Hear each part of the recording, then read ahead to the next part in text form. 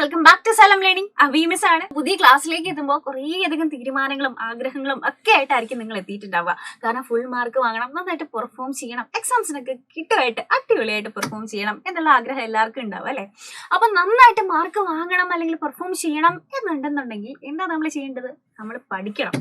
അപ്പൊ പഠിക്കുന്ന രീതി പലരുടേതും പലതുപോലെയാണ് അല്ലെ.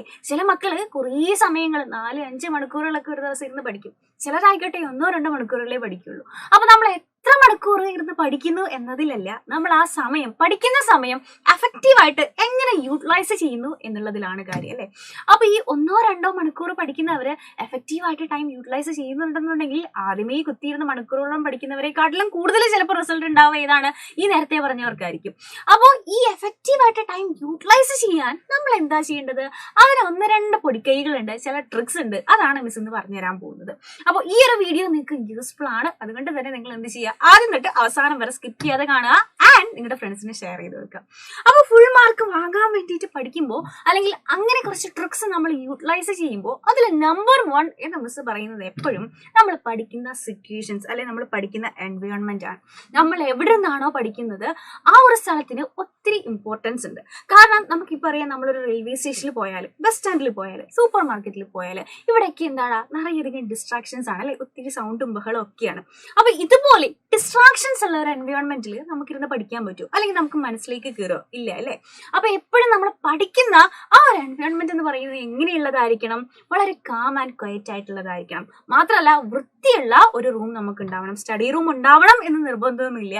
നമ്മൾ എവിടെ നിന്നാണോ പഠിക്കുന്നത് ആ സ്ഥലം എങ്ങനെയുള്ളതായിരിക്കണം? വൃത്തിയുള്ളതായിരിക്കണം, ഒത്തിരി ശബ്ദമോ ഡിസ്ട്രാക്ഷൻസോ ഇല്ലാത്തതായിരിക്കണം. അപ്പൊ ഫസ്റ്റ് വൺ സെറ്റായി. ഏതാണ്?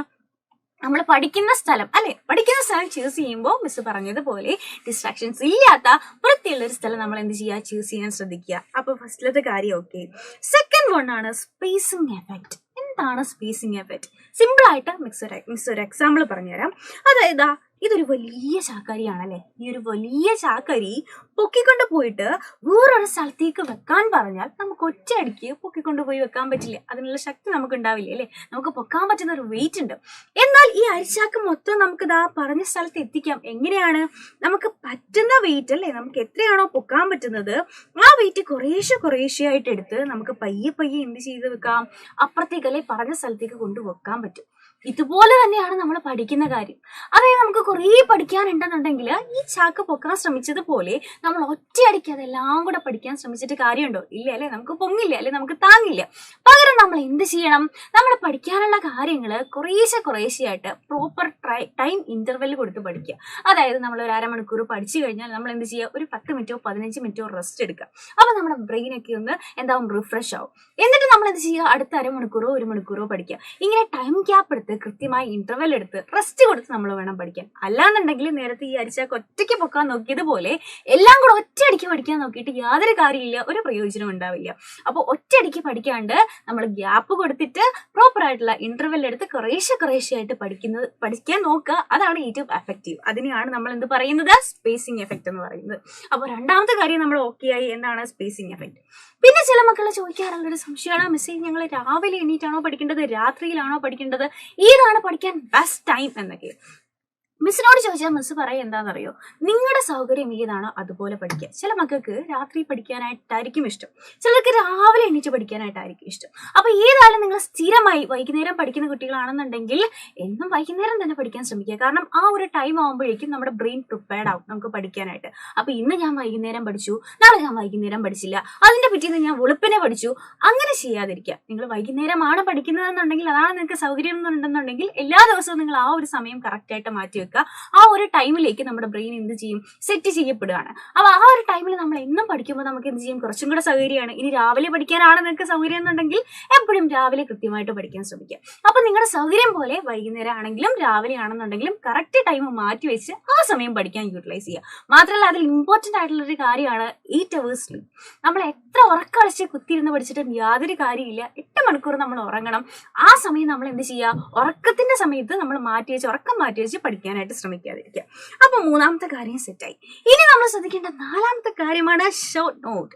നമ്മൾ പഠിക്കുന്ന സമയത്ത് നമ്മൾ മനുഷ്യന്മാരാണല്ലേ, നമ്മൾ മറന്നു പോകും. എല്ലാവരും മറക്കും. ഞാനായാലും നിങ്ങളായാലും എല്ലാവരും മറക്കും. അത് മറക്കാതിരിക്കാൻ നമുക്ക് എന്ത് ചെയ്യാം, ചില ടെക്നിക്ക് യൂസ് ചെയ്യാം അല്ലേ.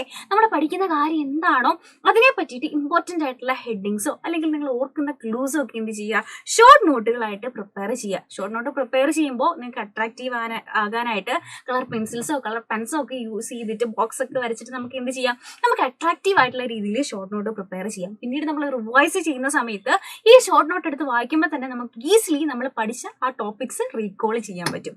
അപ്പോൾ ഷോർട്ട് നോട്ട് പ്രിപ്പയർ ചെയ്യുക. ലാസ്റ്റ് ആൻഡ് ഏറ്റവും ഇമ്പോർട്ടൻ്റ് ആയിട്ടുള്ള കാര്യമാണ് റിവിഷൻ. നമ്മൾ റോബോട്ട്സ് ഒന്നും അല്ലല്ലോ, നമ്മൾ പഠിച്ച കാര്യങ്ങൾ നമ്മൾ മറക്കും. അപ്പൊ നമ്മൾ ഒരാഴ്ച പഠിച്ച കാര്യങ്ങൾ നമ്മൾ എന്ത് ചെയ്യുക, ശനി ഞായർ വീക്കെൻഡ്സിൽ നമ്മൾ റിവൈസ് ചെയ്യുക. ഇല്ലാന്നുണ്ടെങ്കിൽ നമ്മൾ എന്തായാലും മറന്നു പോകും അല്ലേ. അപ്പൊ പഠിച്ച കാര്യങ്ങൾ ഇടയ്ക്കിടയ്ക്ക് റിവൈസ് ചെയ്യുക. റിവൈസ് ചെയ്യുന്ന സമയത്ത് നേരത്തെ പറഞ്ഞ ഷോർട്ട് നോട്ടുകൾ നമ്മൾ തീർച്ചയായിട്ടും ഹെൽപ്പ് ചെയ്യും. അപ്പൊ ഇത്രയും ടെക്നിക്സ് ഒക്കെ യൂസ് ചെയ്ത് ഈ ഒരു മെത്തേഡിൽ നമ്മൾ പഠിച്ചു കഴിഞ്ഞാൽ തീർച്ചയായിട്ടും നമ്മൾ പഠിക്കുന്ന കാര്യങ്ങൾ നമ്മൾ ഓർത്തിരിക്കും.